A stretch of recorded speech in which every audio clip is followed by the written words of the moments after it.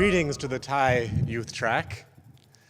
Thank you very much to everyone who's working at this event. Thank you to all those who have volunteered at this event. Thank you also for the $400,000 speaker fee. I very much appreciate it. I'm here today to talk to youth. I see a lot of kids in the audience, which is wonderful. I'd geared my remarks towards kids, but also to people in their teens and 20s and 30s, but I'll try and do it expansively. There's a bit of a critique of Silicon Valley that the worldview here is tiny, that we don't look at the bigger picture. And so I'd like to spend a minute or two about that bigger picture. How is it even that we are here in this room? How did we get to be in this country? How did you or your parents get to have the jobs that you have? The very short answer is people like Mahatma Gandhi and Martin Luther King and all the people who worked with them. There's a concept of the South Asian community in the US being twice blessed. Once the beneficiaries of two massive social movements, the Indian independence movement and the civil rights movement. So if you look back at how we got here, in the late 1800s, a lot of people came from India to the US. In fact, the first person who came from India to the US came in 1790 or 1795, and he was a sailor, and he wound up settling down in Boston. Many people came to actually Northern California and lived here for a long time until a president, the president at that time was Teddy Roosevelt, started to say, hey, we have too many immigrants in this country. And there was a sort of backlash. And in 1917, there was an act passed called the Asiatic Barred Zone Act, which says that people from a swath of land stretching from roughly Turkey to Borneo were not allowed to come to the US anymore. Now, what changed all that? In 1965, in the early 60s, we had Martin Luther King and the civil rights movement. And in 1965, a new law was passed saying, hey, if your family is from India or Pakistan or Bangladesh or most parts of Asia, you're actually allowed to come. So that's how my parents came, and that's how probably most of the people here with roots in the subcontinent came over. So we're really, all of this is possible really because people said, hey, we need to do what's right. And the US Constitution, the Pledge of Allegiance talks about with liberty and justice for all. And the US Constitution says, we the people. And people said, hey, with a very basic sense of fairness that even a 5-year-old would have, we the people means we the people. Everybody has equal rights. And so, that's how we got here. So this is a conference about entrepreneurship. And we've been hearing a lot of, what grown-ups might call tropes. Things like, you should be driven by a mission in your life. You should think big. You should not be afraid to make mistakes. You can change the world. Now, what would happen if you actually took those words very seriously? Could you change the world? Is it possible? And let's think about it. I used to think about this a lot when I was little. If you lined up everybody in the planet, your age, and you ranked them by how much shelter they had, how much education they had, how much nutrition they had, you might be in the top 1%, 0.1%. And we're here in America. For the most part, we're not going to starve. So can we pursue something, even higher with our life? Can you do something? Can you change the world? So I'm going to talk a little bit now about my work as a human rights lawyer. I'll skip forward to. Well, okay, so I'll do it without the slides, which is even better. So I represented the student leaders of Tiananmen Square. So these are young people who gathered in China and said, hey, we need to have a democracy. And they became my client. And the premier of China was visiting New York. And to start a lawsuit, you have to serve somebody with papers. So I had to run around the hotel and try to find this guy and serve him some papers. And there was a moment of truth where I found where he was, and I ran up like this, and I was about to dive forward. And I thought, oh no, they're going to shoot me. So I went back to the judge, and we sued the premier of China. A few other cases I worked on, there's a place called Bosnia in Europe where there was something called a genocide, which is when a whole group of people, they're trying to eliminate them. And I worked on behalf of victims of the Bosnian genocide. We won a $4 billion judgment. Did a case against Shell Oil, and I did some cases that I enjoy telling my kids and nieces and nephews about. There were some people in jail who were wrongfully convicted, and we got them out. We said, we're going to find out who did it, and we mounted a hunt through the toughest prisons of New York, and he's now my good friend. His name is David Wong, and he's alive and free today and outside of jail, and he says hello. So that's a bit of my work as a human rights lawyer. I started to think, though, we won a death penalty case at one point, and the lawyers, we were sitting around, we were all happy, and somebody really, burst our balloon. He said, well, this is great, but it took 10 lawyers 10 years to free this one person. And, that resonated with me, and I thought, well, what can we do to even think bigger, even bigger than a big human rights case?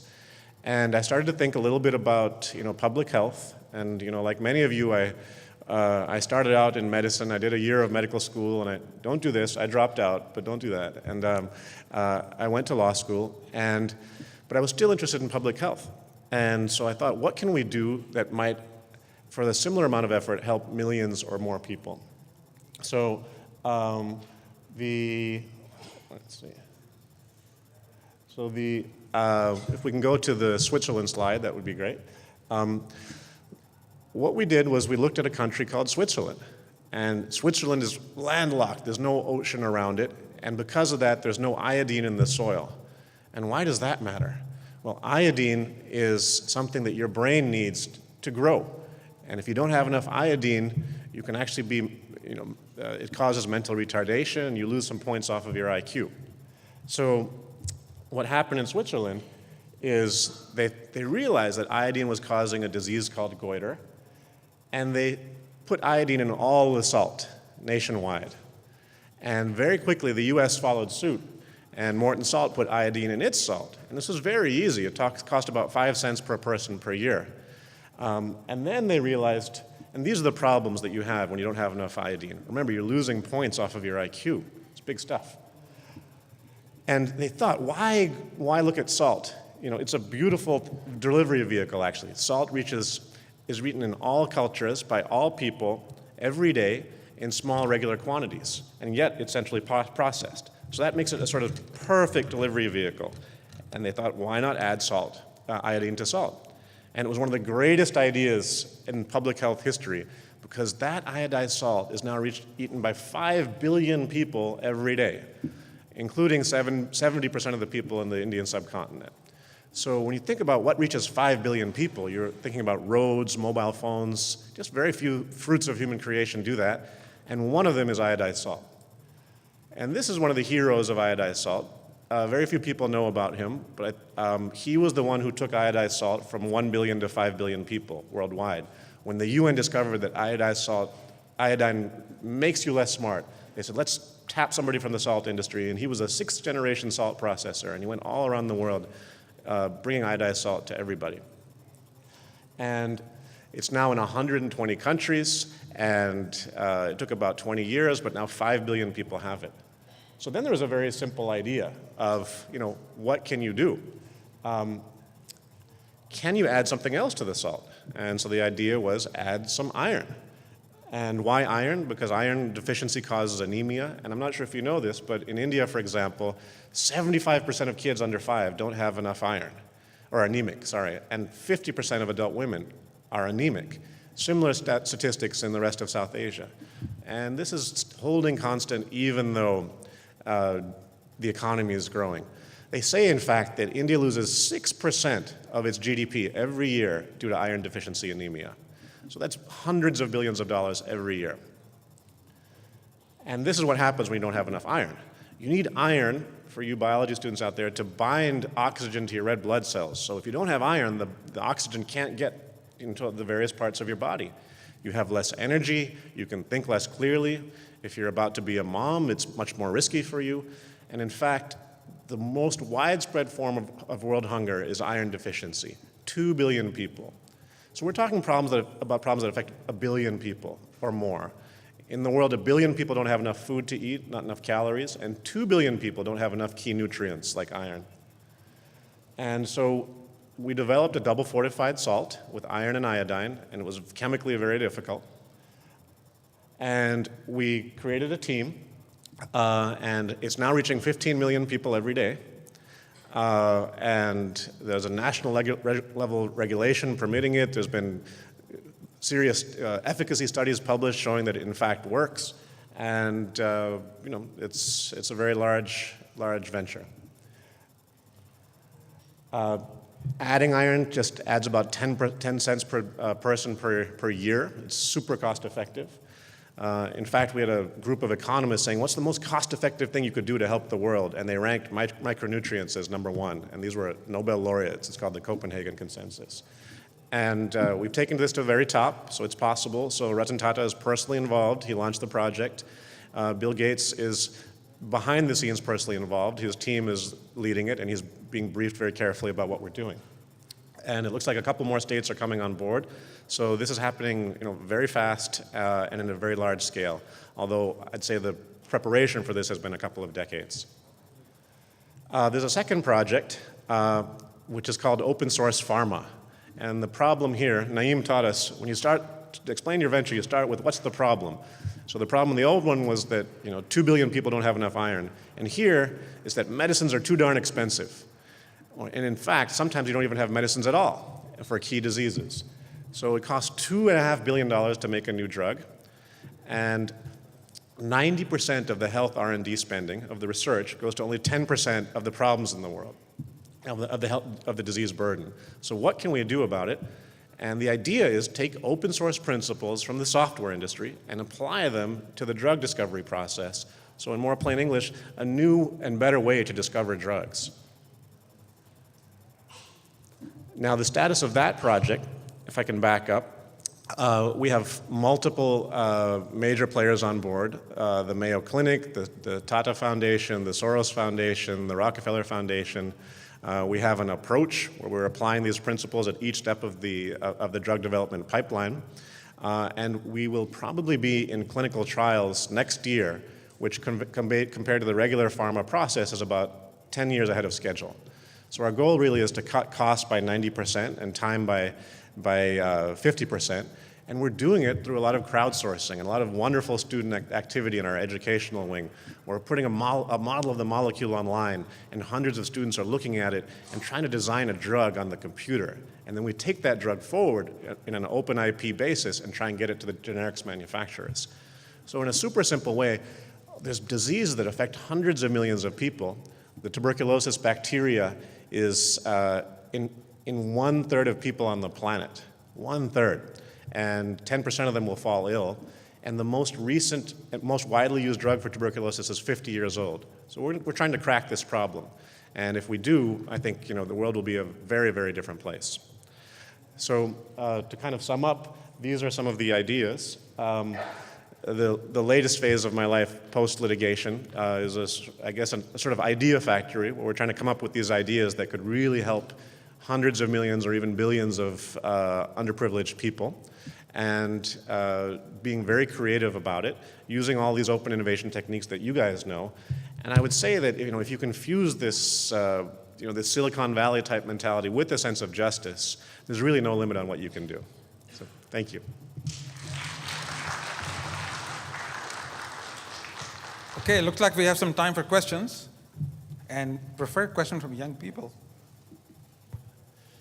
So this open source the pharma idea sounds really great, but it sounds like you have limited domain expertise. I'm curious, what is the pharma industry? I mean, they would love to cut costs, I would imagine. It would expand their markets. They would come out heroes instead of villains. Are you working with any pharma companies to advance this? Sure. So Big Pharma has come to our conferences. They've even co-sponsored some of them. My co-founder is the ex-head of AstraZeneca India. So I'm not the scientist here. They would love to cut costs, but in the computer world, there's something called Moore's Law, which is exponentially increasing productivity. In pharma, it's the reverse. It's called Eroom's Law, which is the number of billions of dollars per new molecular entity is increasing exponentially. Costs are going exponentially up. So they've not been able to cut costs. One way in which we think we can hack the system is to look at, first of all, areas where they don't go. So tuberculosis, malaria, they're not bothered by our work in this area because that's not an area for them at all. And in fact, they'll help on a humanitarian basis. What they do want to know is they want to learn open ways of doing things. And that's, I think, another thing that they find from us in addition to having an opportunity to flex their humanitarian muscles. Back here. Yes, I'm Purushottam Mistry, chemical engineer from Gujarat state, settled in San Jose. The state of Gujarat in India is the largest pharmaceutical drug manufacturer, and we export to Africa and USA. So these pharmaceutical drug tablets and liquid formulation are very simple to make. So these drugs should be exported to all the countries and all the 200 countries of the United Nations. They can make tablets. So tablet manufacturing and liquid formulation is the basic for pharma. What's your question? So my question is, tablet manufacturing and liquid formulation should be promoted as fast as possible. That's not a question. Rejected. Question. Iodine, is not available in natural forms as far as I know. And so if you put the entire RDA in the salt, that's probably okay. But iron, I believe we get from other sources. So if you provide the entire RDA, can we get too much of it? And is that a problem? Sure. So as to the first question, our entire effort is to try to get new drugs to these generic manufacturers that can make it at a cheap basis, on a cheap, cost-effective basis. And as to the second question, so iodine is in fact in the diets. It's found in iodine-rich soil is near the ocean. In both cases, you excrete, the excess that you get. And in both cases, what's provided in fortified foods is a fraction of the RDA. Iron, for example, fortification is mandatory in 50 countries, but is put at a level that is, far below, what would be, the daily required intake. Question here, Naren Bakshi. So iron is a problem. I know I have had on and off. So the question is, how do you make sure people find out that there is iron deficiency easily? And the second question is, it seemed to cause a lot of constipation when you do try to take medicine. So do you have the same kind of problem? So if your question is with regard to iron. Yeah. So iron supplements are difficult often on the gastric system. That's a pill, which has several times the RDA. So this is more like if you have your breakfast cereal or your fortified wheat flour, it has 10 to 25% or 30% of RDA as a fortificant. So this is on that same level. Yeah. That's right. Yeah, that's right. Yeah. Okay, finally a question from a young person. How about that? The drugs that were too expensive, like what disease were they trying to cure? There was a new drug for a disease called hepatitis C, and it was a wonderful drug. The only problem was that it cost $1,000 a pill. And so finally, most people couldn't afford it. Yeah.